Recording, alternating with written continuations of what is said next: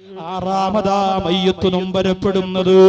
ഇന്ന് വരെ നീ നിരുത്സാഹപ്പെടുത്തി കണ്ടുകൊണ്ടിരുന്ന പള്ളിയുടെ പുറകുഭാഗത്ത് വലകെട്ടിയിട്ടിരുന്ന പൊടിയും പടലവുമായി മൂടിയിട്ടിരുന്ന സന്തൂക്കില്ലേ, തുടച്ചുകൊണ്ട് വീടിന്റെ മുമ്പ് കൊണ്ടുവച്ചപ്പോ ആ സന്തൂക്കിനകത്തേക്ക് നിന്റെ മയ്യത്തിനെ എടുത്തു വെക്കുമ്പോൾ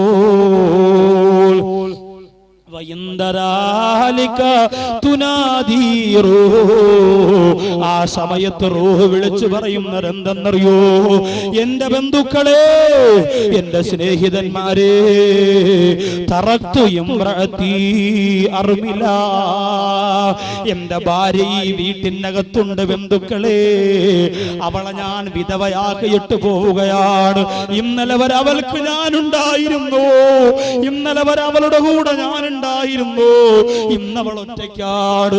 വാലൈക്കും അല്ലാ തുദൂഹാ, നിങ്ങൾ അവളെ ഉപദ്രവിക്കല്ലേ, നിങ്ങൾ അവള് കാരണമായിട്ടാണ് ഞാൻ മരിച്ചതെന്ന് പറയല്ലേ.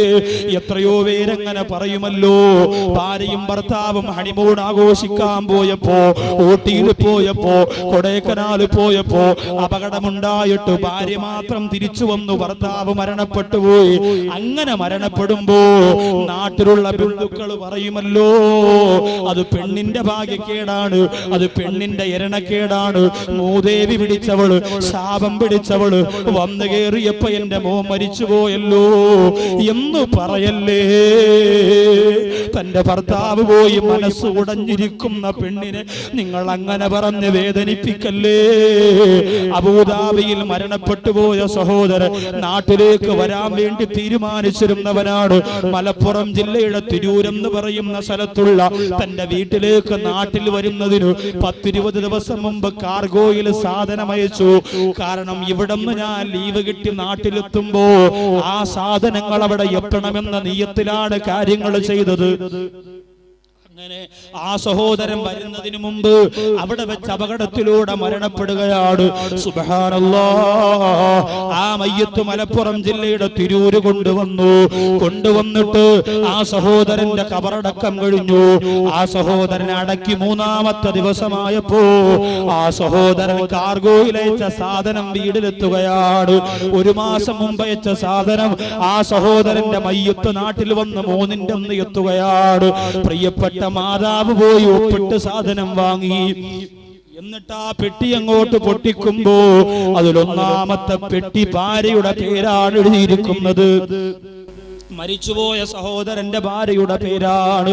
ഉടനെ ആ ഉമ്മ ചെയ്ത ക്രൂരത എന്തെന്നറിയോ?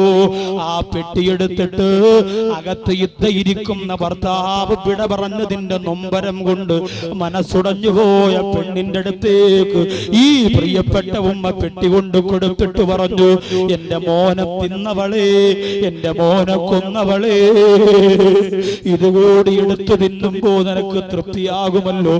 ഇതാ നിനക്ക് വേണ്ടി കഷ്ടപ്പെട്ട് എന്റെ മോനുണ്ടാക്കി വെച്ചതെന്ന് പറഞ്ഞ് ആ പെട്ടിയെടുത്ത് ഭാര്യയുടെ മുഖത്തേക്ക് വലിച്ചെറിഞ്ഞു കൊടുത്തെങ്കിൽ നിങ്ങൾ ദ്വാരക്കണേ, ഞാൻ മരിച്ചാൽ എന്റെ ബന്ധുക്കൾ എന്റെ ഭാര്യയെ കുറ്റപ്പെടുത്തും, അവള് ശപിച്ചവളെന്ന് പറയും, അവള് നശിച്ചവളെന്ന് പറയും.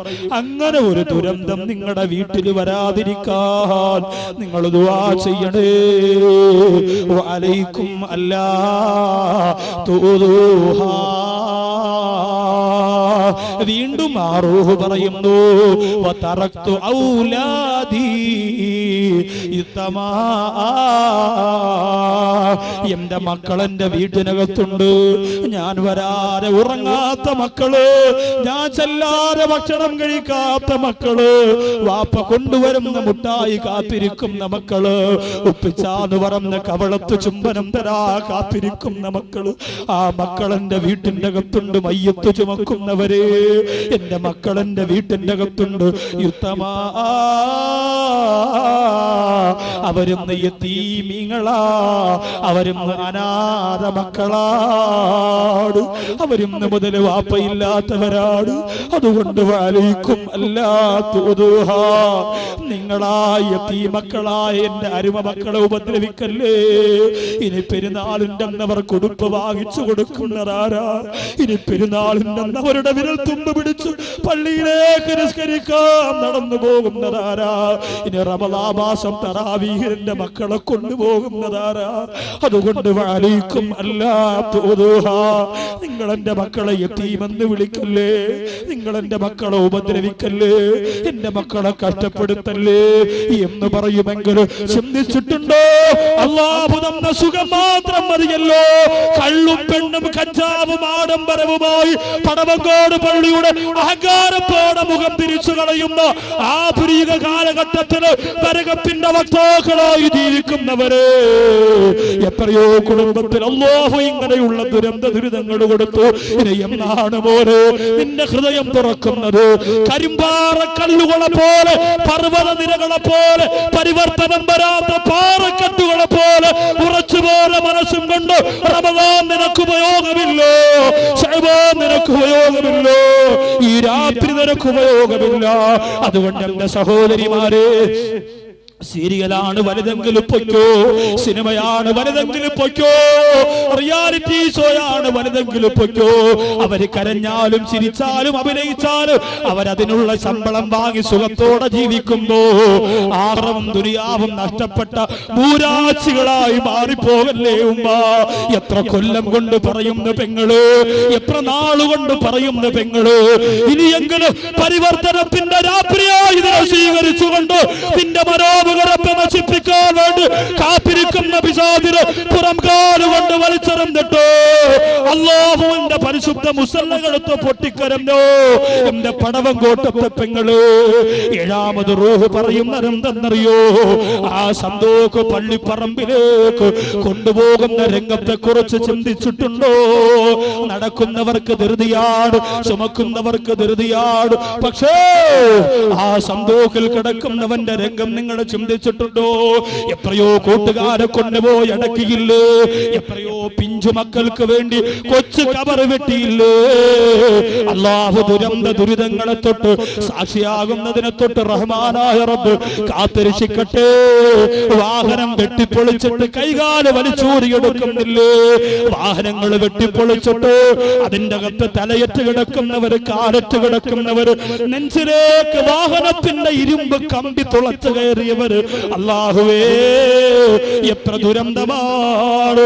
ടൂ വീലറിന്റെ മുകളിൽ കയറിയിരുന്നിട്ട് മൊബൈലിന്റെ ഹെഡ്സെറ്റ് ചെവിയിൽ വെച്ചിട്ട് ഹോം തിയേറ്ററിലൂടെ എന്റെ പ്രിയപ്പെട്ടവരെ വീട്ടിന്റെ കത്ത് FM ആസ്വദിക്കുന്ന പോലെ വാഹനത്തിന്റെ കത്ത് ക്ലബ് FM SFM എല്ലാം കേട്ടുകൊണ്ട് ആനന്ദ നൃത്തം ചവിട്ടുകെട്ട് റോഡിലൂടെ ബൈക്കോടിച്ച് പരക്കം പായുന്ന ചെറുപ്പക്കാരാ, ദുനിയാവ് മതിയോ മോനെ നിനക്ക്?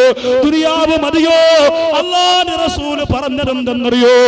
ദുനിയാവ് ചത്തുപോയ നായയുടെ ശവത്തേക്കാൾ വൃത്തികെട്ടതാണ് യുവത്വമേ. അതുകൊണ്ട് സ്നേഹം നീ ഒരുപാട് കൊടുക്കേണ്ടത് ദുനിയാവിനല്ല, ആഖിറത്തിനാണ്. അത് മറക്കല്ലേ, മറക്കല്ലേ. ഏഴാമത് റൂഹ് നൊമ്പരപ്പെടുന്നത് എന്തെന്നറിയോ?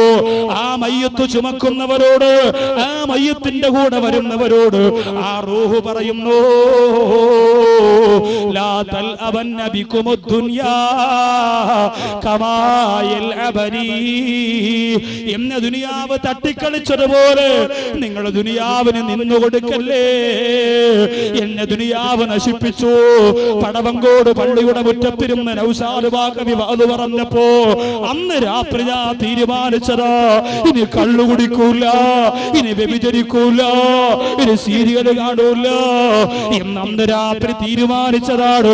പക്ഷേ പ്രസംഗത്തിന്റെ മുഴക്കമെല്ലാം കഴിഞ്ഞു വീട്ടിലേക്ക് ചെന്ന് അന്നത്തെ രാത്രി പുലർന്നപ്പോ എന്റെ മനസ്സിലുള്ള ഈമാൻ മുഴുവനും എന്റെ ദുനിയാവ് കൊണ്ടുപോയി കേട്ടോ. അങ്ങനെ വീണ്ടും ഞാൻ കള്ളു കുടിച്ചു. കൂട്ടുകാരെങ്കിൽ വീട് വന്നപ്പോ വീണ്ടും ഞാൻ കള്ളു കുടിച്ചു. കൂട്ടുകാരന്റെ കല്യാണ തലേന്ന് എനിക്ക് കുടിക്കേണ്ടി വന്നു. വീണ്ടും അവസരം കിട്ടിയപ്പോ മൊബൈലിന്റെ അകപ്പിരുന്ന് ഡിലീറ്റ് ചെയ്ത് കളഞ്ഞ ബ്ലൂ ഫിലിമുകൾ ഞാൻ തിരിച്ചതിലേക്ക് കടത്തിപ്പോയി. അത് ദുനിയാവെന്നെ നശിപ്പിച്ചതിന്റെ തെളിവാണ്. അതുകൊണ്ട് എന്നെ നശിപ്പിച്ച ദുനിയാവ് എന്നെ ഇതാ പള്ളിപ്പറമ്പിലേക്ക് കൊണ്ടുപോകുമ്പോ നിങ്ങളെങ്കിലും രക്ഷപ്പെടണേ. മയ്യത്ത് ചുമക്കുന്നവരെ, എന്നെ അടക്കിയിട്ട് ഓടാൻ ധൃതി വെച്ചിരിക്കുന്നവരെ, നിങ്ങളെങ്കിലും ദുനിയാവിന്റെ ചതിയിൽ നിന്ന് രക്ഷപ്പെടണേ. ആ മയ്യത്ത് നമ്മളോട് കാണിക്കുന്ന സ്നേഹം, ആ റൂഹ് നമ്മളോട് കാണിക്കുന്ന സ്നേഹം നമ്മളെ ഒരിക്കലും പിശാച് അനുവദിക്കൂല നന്മ ചെയ്യാൻ. അവസാനം ആ റൂഹ് മറ്റുള്ളവരോട് പറയുന്നു, ഞാൻ പെട്ടുപോയി, ഞാൻ കുടുങ്ങിപ്പോയി, ഞാൻ നശിച്ചു, നിങ്ങളെങ്കിലും രക്ഷപ്പെടണം. എട്ടാമത്, ആ പള്ളിക്കകത്ത് മയ്യത്ത് കൊണ്ട് വെക്കുമ്പോൾ പള്ളിയുടെ ഉസ്താദിന്റെ വക ഒരു ചെറിയ നസീഹത്തുണ്ടാകും. എന്താണ് പറയാ? കടബാധ്യത മയ്യത്തിനുണ്ട് എങ്കിൽ മക്കളുമായി ബന്ധപ്പെട്ടത് പരിഹരിക്കണം. കടമില്ലാത്തവര് കൈവക്കാൻ പറഞ്ഞാൽ വളരെ കുറവാണ്. 100 പേരിൽ 90 പേരും കൈവക്കും. കാരണം 50,000, 1 ലക്ഷം, 2 ലക്ഷം ഒക്കെ പലർക്കും കടം കൊടുക്കാനുണ്ട്. പലർക്കും പൈസ കൊടുക്കാൻ, വീട് വെച്ചതിന്റെ, മോളെ കെട്ടിച്ചതിന്റെ ഏറ്റവും അധികം കടം വരുന്നത് 3 കാര്യത്തിന്. 1 വീട് വെക്കുമ്പോ, 2 മോളെ കെട്ടിക്കുമ്പോ, 3 മാരകമായ രോഗം വരും. ഇത് 3ഉം പെട്ടെന്ന് നടക്കുന്ന കാര്യങ്ങൾ, നനച്ചിരിക്കാത്ത ചിലവുകളാണ്, ചിന്തിക്കുന്നതിനപ്പുറം ചെലവാകുന്ന സംഗതികളാണ്. അങ്ങനെ കടമുള്ളവർ മരണപ്പെട്ടാൽ ആ മയ്യത്തിന് വേണ്ടി ചെയ്യുന്ന ഒരു ദുആ പോലും സ്വീകരിക്കൂല എന്ന് ആരംഭപ്പുവായ ഹബീബ് നബി മുഹമ്മദ് മുസ്തഫ സല്ലല്ലാഹു അലൈഹി വസല്ലം തങ്ങൾ പറയുമ്പോൾ, കടക്കാരായി ഞാനും നിങ്ങളും മരിച്ചാൽ എന്തൊരവസ്ഥയാണ് പ്രിയപ്പെട്ടവരെ. അള്ളാഹു കാത്തിരക്ഷിക്കട്ടെ. അതുകൊണ്ട് കടമുണ്ടെങ്കിൽ നമ്മുടെ മയ്യത്തിന് രക്ഷയില്ല. ജീവിതകാലത്ത് അള്ളാഹുവേ കടം തീർത്തു മരിക്കാനുള്ള ദുആ ചെയ്തുകൊണ്ട് സാമ്പത്തിക ഭദ്രതയ്ക്ക് വേണ്ടി അള്ളാഹുവിനോട് നിങ്ങൾ ദുആ ചെയ്യണം. ഞാനും നിങ്ങളും വരുത്തി വെച്ച കടം നമ്മുടെ മക്കൾക്ക് തീർക്കാൻ പറ്റുന്നതാണ്, നമ്മുടെ കുടുംബത്തിന് തീർക്കാൻ പറ്റുന്നതാണോ? നമ്മൾ മരിച്ചാൽ ആര് തീർക്കും കടം? മരിച്ചാൽ അവിടെ തീരല്ലേ? എത്ര സ്നേഹമാണെങ്കിലും ഒരാഴ്ച കഴിയുമ്പോൾ എല്ലാം കഴിയും. പ്രിയപ്പെട്ടവരെ, തെങ്ങ് വീണ് മരണപ്പെട്ട എന്റെ ഒരു കൂട്ടുകാരന് വേണ്ടി ദുആ ചെയ്യാൻ മരിച്ച 4 ദിവസം തുടർച്ചയായി കൂട്ടുകാർ വിളിച്ചു പറഞ്ഞു. 5ന്റെ അന്ന് ഞാൻ ഫോൺ കോൾ പ്രതീക്ഷിച്ചു, അന്ന് വന്നില്ല. 6ന്റെ അന്ന് വിളിച്ചപ്പോ ഞാൻ ചോദിച്ചു, ഇന്നലെ വിളിക്കാൻ, ഇന്നലെ മറന്നുപോയി ഉസ്താദേ. മറന്നു തുടങ്ങി. 4 ദിവസമേ ആയുള്ളൂ. 40 ദിവസമാകുമ്പോ ആ ഓർമ്മ പോലും ഉണ്ടാവൂല. 40 മാസമായാലോ ആര് മരിച്ചു, എന്ന് മരിച്ചു എന്ന് ചോദിക്കും. അത്രേ ഉള്ളൂ ബന്ധം. നിങ്ങൾ തോളത്ത് കൈയിട്ട് കൊണ്ട് നടക്കുന്നവരും, നിങ്ങളെ നശിപ്പിക്കാനിരിക്കുന്നവരും, നിങ്ങളുടെ കൂടെ സിനിമയ്ക്ക് വന്നവരും, ഏറ്റവും വലിയ സ്നേഹബന്ധങ്ങൾ ഉള്ളവർക്ക് പോലും അവിടെ അവസാനമാണ്. അതൊക്കെ കഴിയുകയാണ്. പിന്നെ മരിച്ചവരെ കുറിച്ച് ചിന്തിച്ചിട്ട് എന്ത് കാര്യം എന്ന് പറഞ്ഞ് എല്ലാവരും അവൻ പോയത് പോയടാ എന്ന് പറഞ്ഞ് എല്ലാവരും പൊടിയും തട്ടി പോകുമ്പോ നീ ഒറ്റപ്പെട്ടു പോകും പ്രിയപ്പെട്ടവരെ. അതെല്ലാം കഴിഞ്ഞ് മയ്യത്ത് നിസ്കാരം കഴിയുമ്പോൾ കുറച്ചുപേര് നിസ്കാരം കഴിഞ്ഞ ഉടനെ ഇറങ്ങിപ്പോകുമല്ലോ.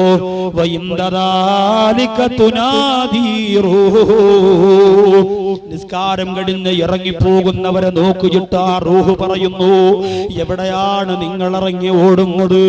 ഒന്ന് സമാധാനത്തോടെ ഇരിക്കണേ, എനിക്ക് കിടക്കാനുള്ള വീടൊന്ന് കണ്ടിട്ട് പോണേ.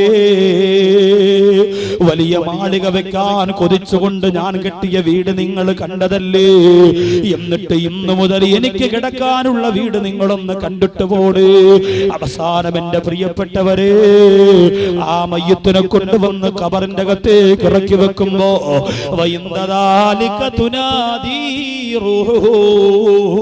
ആ മയ്യത്തിനെ ഇറക്കി വെച്ചിട്ട് ആ മയ്യത്തിനെ പലക നിരത്തുമ്പോ ആ റൂഹ് വിളിച്ചു പറയുന്നു, എന്നെ നിങ്ങൾ മറക്കല്ലേ, ഞാൻ സമ്പാദിച്ചത് മുഴുവനും ദുനിയാവിലാണ്, ഞാൻ വെച്ച വീട് ദുനിയാവിലാണ്, ഞാൻ വളർത്തിയ മക്കള് ഭൂമിയുടെ തൊലിക്ക് പുറത്താണ്, ഞാൻ ഭൂമിയുടെ അകത്താണ്. അതുകൊണ്ട് എന്നെ നിങ്ങൾ മറക്കല്ലേ, വല്ലപ്പോഴും എന്റെ ഖബറിന്റെ ചാര നിങ്ങൾ വരണേ. 10ാമത് നമ്മുടെ റൂഹ് പറയുന്നത് മണ്ണ് വാരിയിടുന്ന സമയത്താണ്. ലാ തൻസാനി അന്ദുആയിക്കു, മണ്ണ് വാരിയിടുന്നവരെ എനിക്ക് വേണ്ടി വേണ്ടി ദുആ ചെയ്യാം, നിങ്ങൾ മറക്കല്ലേ. എനിക്ക് വേണ്ടി ദുആ ചെയ്യാൻ മറക്കല്ലേ. ആകെ പ്രതീക്ഷ ദുആയാണ്, അതെങ്കിലും ചെയ്യണേ. ഇന്ന് മരിച്ചവർക്ക് ദുആ ചെയ്യണ്ടെന്ന് പറയുന്ന മക്കള് പടവങ്കോട് വളർന്നു വരാൻ പോവാണ്. നിങ്ങൾക്ക് ദീൻ വേണ്ടെങ്കിൽ അങ്ങനെ തന്നെ വരും പ്രിയപ്പെട്ടവരെ. നിങ്ങൾക്ക് ഹദ്ദാദ് റാത്തീബ് വേണ്ടെങ്കിൽ, നിങ്ങൾക്ക് സലാത്ത് വേണ്ടെങ്കിൽ, നിങ്ങൾക്ക് ദിക്ർ വേണ്ടെങ്കിൽ, നിങ്ങൾക്ക് ജമാഅത്ത് നിസ്കാരം വേണ്ടെങ്കിൽ, അതേ ഒരു വിഭാഗം പിശാചിന്റെ വക്താക്കൾ വരാൻ പോവുകയാ. മാതാപിതാക്കൾ മരിച്ചാൽ അവർക്ക് വേണ്ടി ദുആ ചെയ്യണ്ട. അങ്ങനെയുള്ള മക്കൾ പടവങ്കോട് ലൈസൻസ് ഇല്ലാതെ വളർന്നു വന്നാൽ എത്രയോ മയ്യത്തുകളെ പടവങ്കോട് പള്ളിയുടെ ഖബർസ്ഥാനിൽ മൃഗ